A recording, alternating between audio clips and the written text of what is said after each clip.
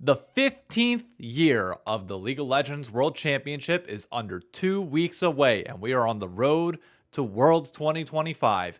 This video is going to have everything that you need to know about the tournament, the format, all the cool things surrounding it. We're going to preview many different matchups, many different teams, react to the World's Anthem, react to the World's Orchestral theme over the next few weeks. So if you don't mind, be sure to drop a follow on the channel. Be sure to subscribe and like the video if you want to make sure that everything pops up in your algorithm. Turn on those notifications because it is the best time of the year for League of Legends, hands down, bar none.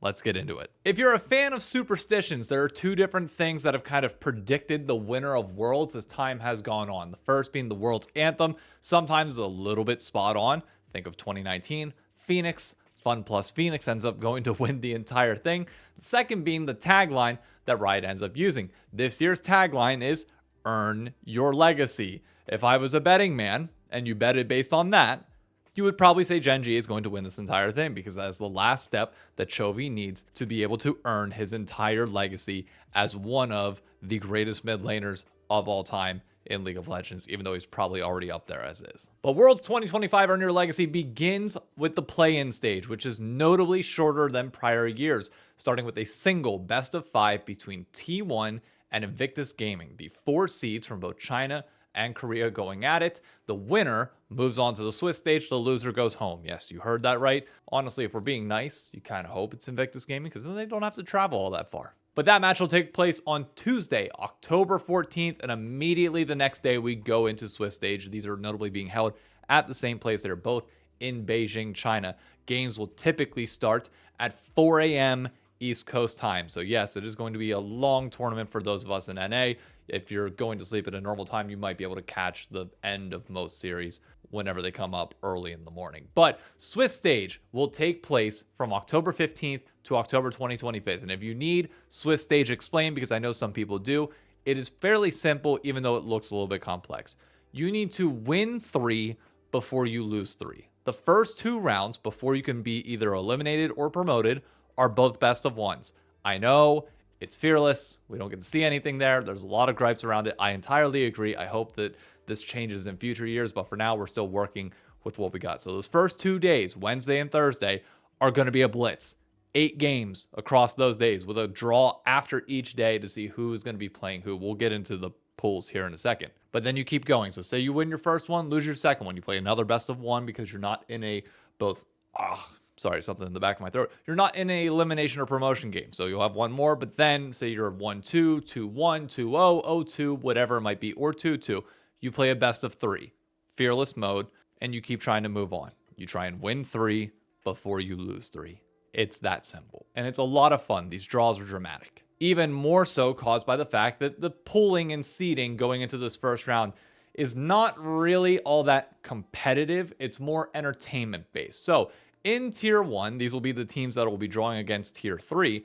It is the 1 seeds from each region, all 5 major regions. So you have G2 from Europe, FlyQuest from North America, Gen G from the LCK, BLG from China, and CFO Flying Oysters from the LCP. They will get drawn up against the Pool 3 teams, which include the winner of T1 versus Invictus Gaming, and then the 3 seeds from all regions. So 100 Thieves, Fnatic, PSG Talon, and either Top Esports or KT Rolster, depending on who wins that play-in matchup. I don't want to get too far into the specifics. We'll have the draw after that first day.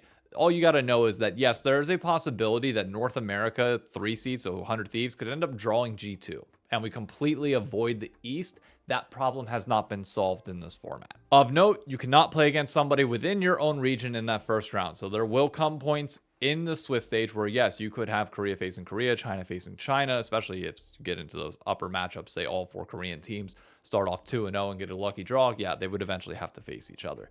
But the biggest change then after Swiss stage is actually in the knockout stage, of which we are notably going to the Mercedes-Benz Arena in Shanghai. It is a massive arena, and it will house quarterfinals and semifinals, which for the first time ever in World's history will be played consecutively. So you will have 4 straight days from Tuesday to Friday of quarterfinals, immediately followed by the semifinal series directly after, which personally I really do like.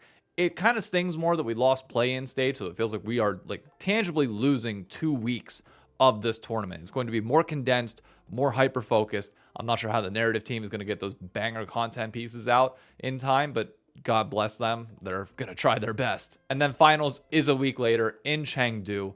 The full crowd, the full weeks-long spectacle going into it, the opening ceremony, which has already been announced. Jem is going to be singing the world's anthem, which comes out next Friday. You have Chrissy Costanza and other members that are going to be performing that opening ceremony. Should be a fun time. Some things to keep in mind outside of the games themselves. Drops are notably going to be on, as they always are for Worlds. If you want to earn rewards, it's mostly emotes. You can get them by logging into your Riot Games account and watching Worlds through the LoL Esports website. They do let you pick between YouTube and Twitch. Personally, I'm a big YouTube fan. It gives you the ability to rewind. It's simply better. Simple as that. You can subscribe to the LoL Esports Twitch channel. There are a bunch of rewards that they give you. I would plug my own Twitch channel here and say, hey, subscribe to me. I'll be talking about games and series and playing our low budget LCS matches throughout Worlds, so you'll get a bunch of content from me as well. Consider subscribing. Shynock LOL on Twitch. Or you could subscribe to your favorite co-streamers who will be co-streaming Worlds as typically does. Kadrill's going to be the big name. Dom will be there. I'm assuming Abai will probably be streaming in Spanish. LS, Doublelift, you name them. All your favorite creators will be here. The interesting thing that I have not seen any teams specifically announce is that all teams that attend Worlds are invited to co-stream the full event and could make something out of it.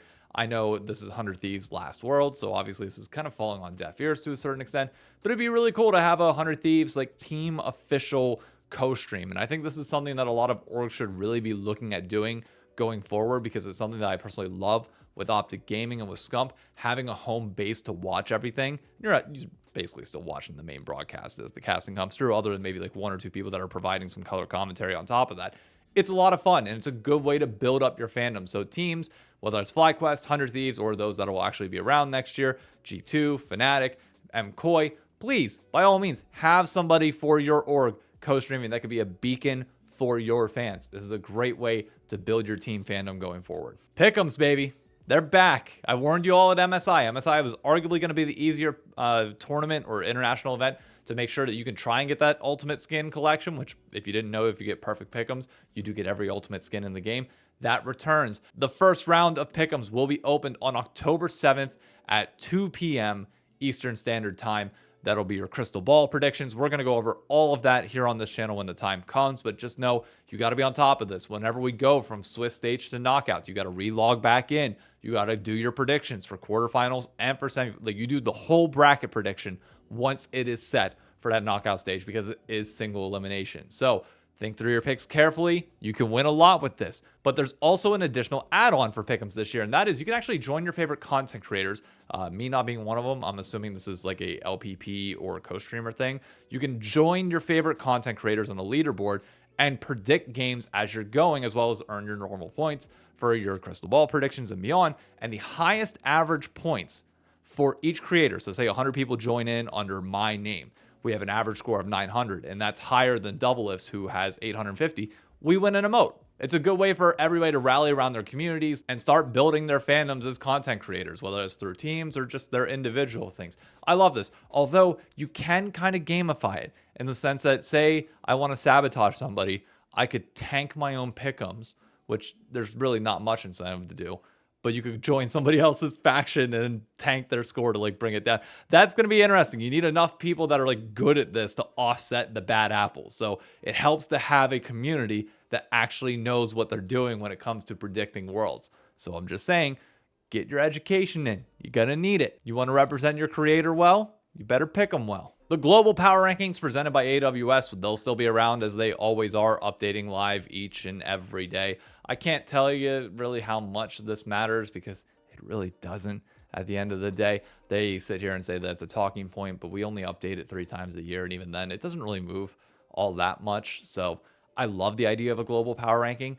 I can't say that it's become this like effective narrative tool because it's been out for 2 years now. And we really don't mention it all that much because we kind of know the crossplay between regions just doesn't happen enough. The remainder of this is all in-game and IRL items that you can get. And I cannot stress how happy I am to say this, but team icons are back. Yes, that means that we can finally pick up 100 Thieves icon on the way out, as well as the emotes for all teams. Some of the revenue is split to those teams as well. This is a great way to represent your fandom during Worlds. I'm not sure if it's going to show that message at the bottom of like, you're a super fan or you're supporting this person at Worlds. It might. Not 100% certain. Certain esports skins will be on sale, including the new chromas for 2018 Invictus Gaming and 2021's EDG skins. The teasers of those are out now. And the big one that I am most excited for, if you see on these back two shelves right here, these are the Worlds Unlocked boxes from 2023 and 2024. I cut the lids off to make them this like really nice display that I have in the background. I keep everything, including taking off the like Worlds buckle that is technically like bolted on. So the Worlds Unlocked box has become a very integral part of, in my opinion, the merchandising of Worlds. These things sell pretty well, and this year it is back. It is sponsored by Opera GX, and I do have one on the way. Riot is sending me one. I'm going to have a full unboxing for you video as we have for the last 2 years, and it will be going right there in place of the Ashe and Jinx statues, which I think are going to be going over to the left. I cannot wait, like in 10 years time, to have this entire thing filled out by Worlds Unlocked boxes is going to be incredible. Love it. There's also additional merch that's available for Worlds. Typically, you get all this in venue. I know you can order it online as well, but it's honestly more special to like show up and get it in person. I still have my Worlds 2022 hoodie that you see me wearing all the time on this channel, but I think that pretty much hits every basic detail of what you can expect for Worlds this year. It's the best tournament in all of esports, in my opinion. It is the most hyped. The World's opening ceremony is the best 15 minutes of League of Legends each and every year. And it's my honor to talk about North American teams carry the North American pride to its fullest this year. Even if my team is not going to exist after this is all said and done, I don't care. It's North America over everything, baby. Thank you all for tuning in. Again, be sure to subscribe if you want to keep up with all of my Worlds content here on YouTube. I'll also have videos out on TikTok and beyond. And welcome to the best time of the year, folks. It quite literally does not get any better than this. See you around.